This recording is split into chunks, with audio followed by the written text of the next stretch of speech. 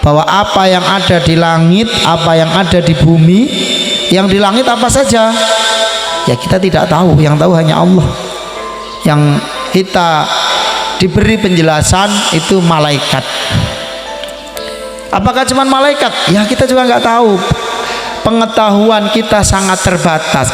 Itu pun berdasarkan ilmu yang diberitakan oleh Allah kepada kita melalui para rasul, melalui wahyu. Kalau tidak ya kita juga tidak tahu apa-apa. Makanya Allah ketika surat pertama turun apa coba? Iqra bismi rabbikal ladzi khalaq, khalaqal insana min 'alaq, iqra wa rabbukal akram. Terus alladzi 'allama bil qalam 'allamal insana ma lam ya'lam. Allah lah yang mengajari kita ilmu yang sebelumnya kita juga tidak tahu. Melalui apa? Ini Al-Qur'an. Maka Al-Quran ini bukan kalam biasa, kalam yang qadim, kalam yang kokoh, yang kuat, yang hebat, yang tidak akan ada perubahan dari prasangka dan perkataan makhluk, tidak bisa. Itu Al-Quran. Maka kita patut mempelajari, memahami, mengamalkan. Itulah yang diperintahkan. Kayak dekem apa? Yang di bumi pun tidak semuanya diketahui manusia. Yang di dalam hutan, binatang atau apa saja atau tumbuhan belum semuanya diketahui manusia.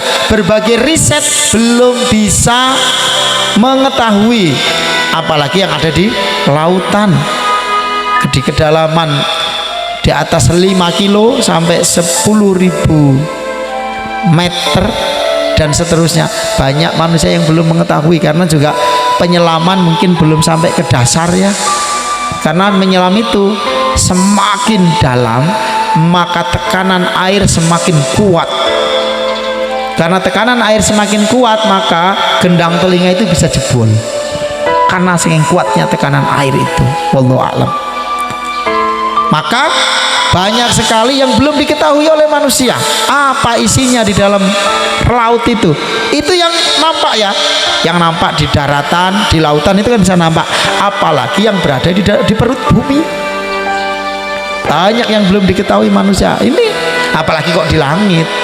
Di langit sampai hari ini manusia baru bisa meneliti, oh ada kumpulan planet-planet yang disebut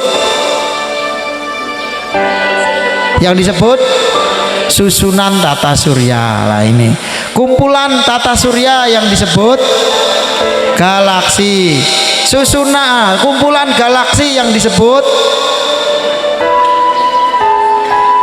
super cluster galaksi, yang terdiri dari berbagai galaksi dalam satu super cluster kelompok. Ada dari kumpulan galaksi apa? Kumpulan dari super cluster galaksi yang disebut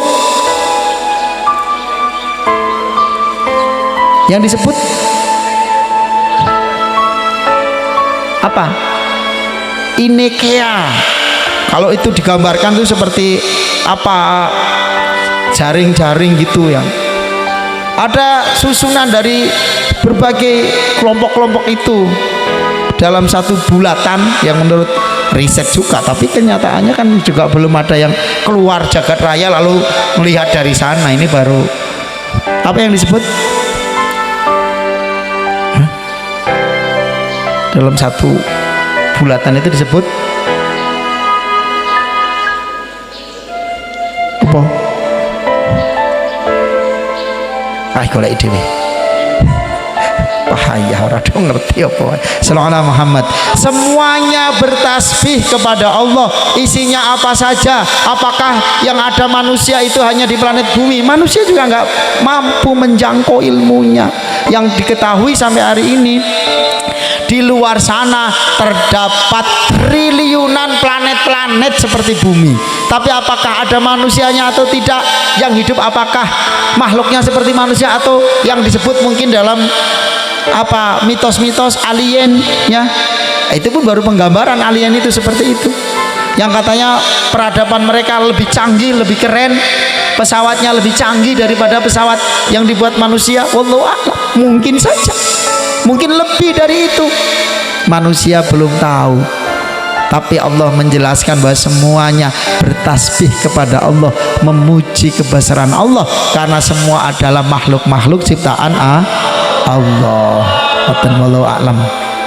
Sekedhik malih bahwasanya Allah menjelaskan orang-orang yang diberi amanat, dipikulkan kitab Taurat supaya diamalkan, ternyata tidak diamalkan. Termasuk orang-orang Yahudi itu menghapus bagian ayat yang menjelaskan tentang akan diturunkan diutusnya Nabi akhir zaman beserta sifat-sifatnya. Termasuk orang Nasrani, mereka tidak meyakini, tidak mempercayai karena dibusak oleh mereka.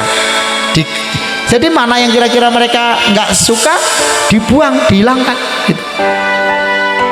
Nanti ada yang ditambah-tambah, dibuat sendiri. Makanya sampai hari ini berdasarkan riset ini loh ya, tidak ada satu pastor atau pendeta, atau kalau orang Yahudi apa namanya, pendeta juga ya, rahib ya, rahib Yahudi yang hafal Taurat atau yang hafal Injil. Tidak ada. Kenapa? Karena banyak yang dirubah-rubah, sudah tidak otentik lagi.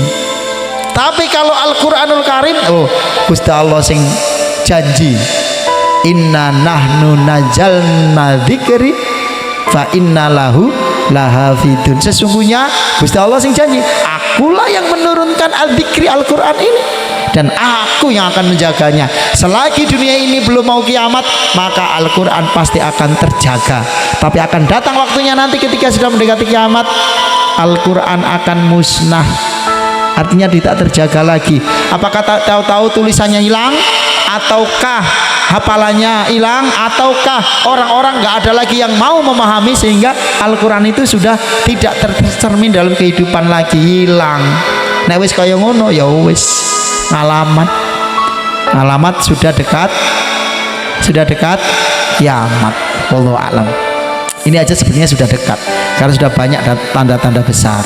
Tapi dekatnya itu jangan dipikir kayak dekatnya kita, karena jagat raya ini menurut penelitian saja yang mampu dipahami manusia sudah ada. Artinya Allah sudah menciptakan jagat raya ini sekitar 13 miliar tahun cahaya yang lalu. Ini mbuk. Artinya kalau kiamatnya tinggal kurang 1000, 2000, 3000 tahun, itu sudah dekat. Kenapa? Karena yang dilewati itu sudah miliaran tahun cahaya, bukan tahun biasa. Kalau 13 miliar tahun biasa saja itu sudah sangat lama loh, 13 miliar tahun. Jadi kalau kiamatnya kurang 100 tahun, 1000 tahun, itu sudah dekat namanya. Apalagi ini 13 miliar tahun cahaya yang dikonversikan 1 detik. Kalau cahaya itu bisa melewati sekitar 300 sampai 400 ribu kilometer perjalanannya.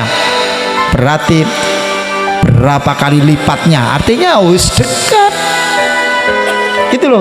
Karena yang Jakarta ini sudah diciptakan lama. Apakah di bumi ini sebelumnya ada kehidupan? Ada menurut riwayat. Lutfi, murimu sapa kuwi?